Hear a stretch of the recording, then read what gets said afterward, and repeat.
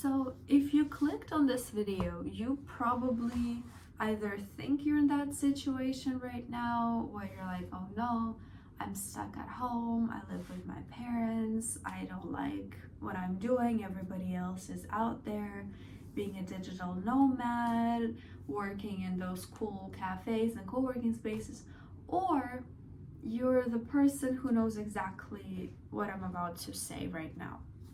This whole digital nomad thing is a scam. That's number one. It's not like a scam in a traditional way because it's real, it exists, etc. But it's not what you think it is.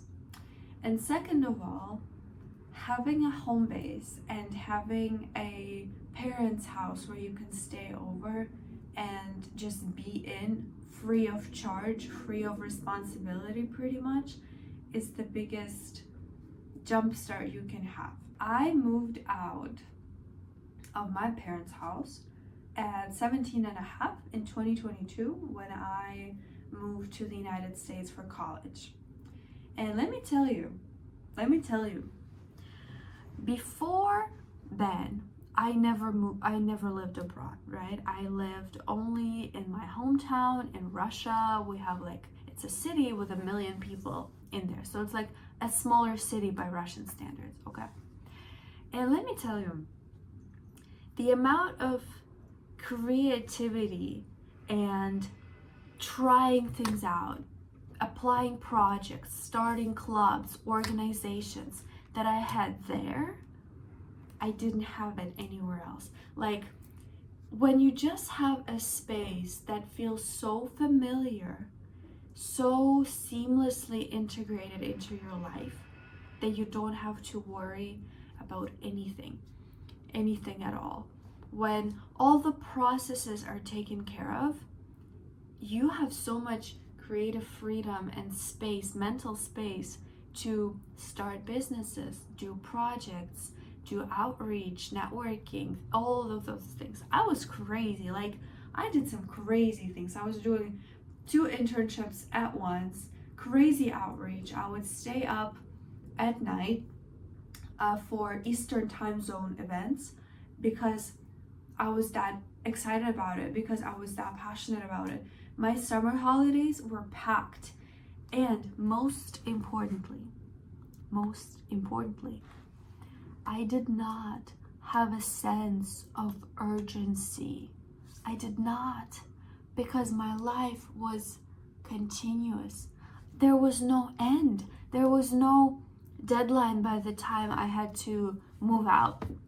There was no deadline by which I had to vacate the Airbnb and jump on a plane and go somewhere else. There was no such thing. So life felt continuous, and it felt peaceful in a way because I didn't have to worry about my next move. It was obviously also less exciting, right? Because I was a high school student stuck in a small, lacking prospects Russian town. Okay, let's look at it. But the infrastructure was top notch, and this is what all rich people do, or people senior their career do. They delegate stuff. They find a home base, they find a nice home that feels good, and they hire people, aka your mom, to take care of the house chores, to cook their meals, to do their laundry. This is what they do when they scale up really high. Didn't you wonder why?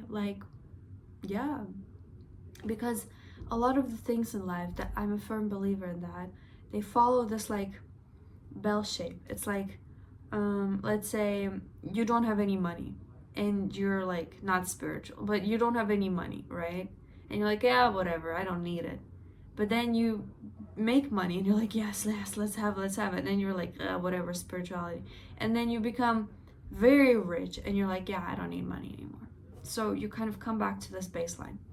Same with this. And having traveled for so long, for the past 3 years, not because I wanted to travel, but because I had to.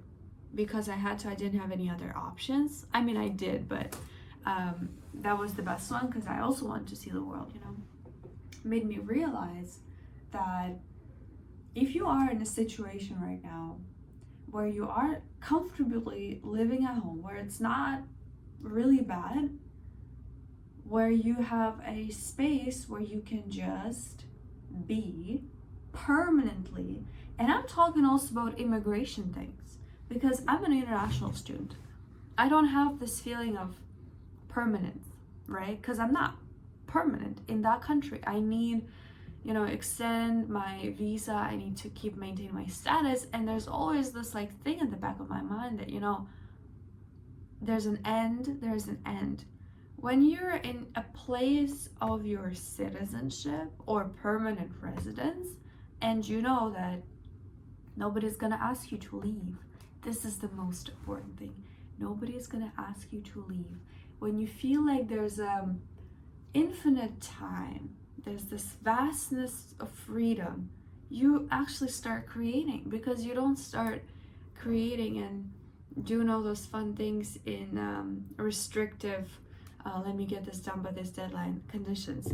I know some people may do it, but for me, it never worked as well as the sort of vastness approach. So this is what I'm telling you right now. If you are living in your parents' house, your family's house, or you have a space where you can just be for however long you need, where somebody comes up to you and says, you know, baby, you can stay with us for as long as you need to. It's okay. Like, take your time, find yourself.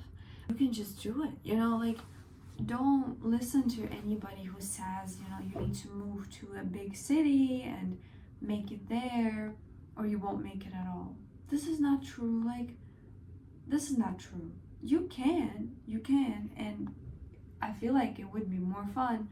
But a lot of people living in New York, living in London, all of those big cities, they keep saying one thing. And this one thing is basically, I am so distracted. I need to lock myself into certain places because there's so much distraction in the cities. I'm in London right now. And let me tell you, I don't know, for some reason, couple days, like this past couple of days, I've been thinking like, maybe I'm not meant to be a city girl. Maybe I'm a suburbia girl. I don't know. Because this is really, really overwhelming when there's so many people on the streets, when there's so many things to do, events to attend, etc. It takes you away from the main thing, from your craft, from what you want to do, from your purpose. Why do you think people, and that's another topic, I'll record another video on that, but why do you think people in San Francisco and the Silicon Valley are so successful? Why is there a Silicon Valley there? Well, my opinion is that because there's nothing else to do. Like, for the most part, there's really nothing else to do, and it's not a walkable city for, like, by our standards, you know. So you kind of need to be very intentional where you go, and you need to have a car, and there are not many like distractions out there that you just walk down the street and are like, oh my gosh, this is such a pretty cafe, let me just go sit there. No, it's all very curated and still patched up together. But that's basically the point. Just, if you have this ability to stay somewhere for a long time, treat it as an asset. Don't treat it as like you're falling behind or anything like that. Especially if you just graduated. I think if you just graduated, maybe the best things you can do is actually, if you're not sure what you want to do, just sit down and figure it out. However, it doesn't usually work that way, because when you're like have nothing to do, no new things kind of come to mind. So I would say in that case, just like you already know what you want to do, so just do it. And if you want to start an online business, or if you want to be a model, you don't have to move to New York City to do that. You don't have to move to Dubai to do that. That's my point. And because I used to think the other way around, right? Because the idea is like, if you want to be a model or you want to do an online business, you can send this out online. That's number one. And yeah, it is more exciting to move to new cities, but especially if you just want to do like a business online. An online business, I'm telling you, the best thing is like literally to just log into a comfortable apartment, not this, a comfortable house, a comfortable apartment where everything is kind of catered, and just do that. You know, it helps to have a community, it helps to have people by your side, or just like people who are also doing something. But I feel like for that specific level, when you're just starting out, they say when you're just starting out, community is important, but I will say that online community can be just as helpful. When I was applying to college from Russia, nobody, like I had no people doing that with me in my city. I don't know if anybody from my city ever got to a US liberal arts college like I did, but I had an online community and that was really helpful. And that was actually really good that I didn't have many external influence, because I could listen to myself more, because I wasn't like swayed away by this external perception. This is what it gives you. This is what living with your parents gives you, if they're good parents. Or like basically it's like free real estate. That's really what I'm trying to say.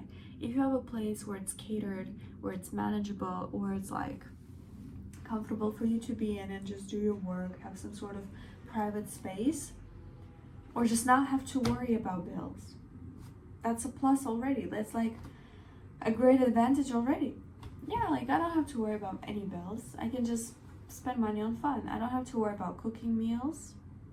But you know, if you're watching your diet and your parents don't watch their diet, that's, I guess, a bit different, but still, you know, it helps.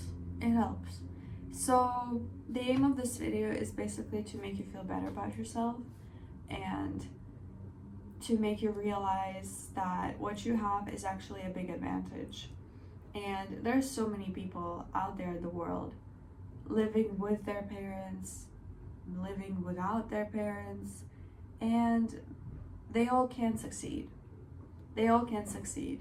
And you just kind of have to find the environment that fits you most. But I would say that it's really as seamless as possible. You just gotta make it as seamless as possible, where you don't have to worry about setting up mobile plans, buying groceries every day, cooking every day, or commuting every day, or like doing laundry, where you don't have to worry about those things. It gives you just more mental space to think about the things that you actually want to do and want to create. And by that, I would also recommend not going on social media for that, right? Like, you get this much to work with, like the basic materials, and then you build with them.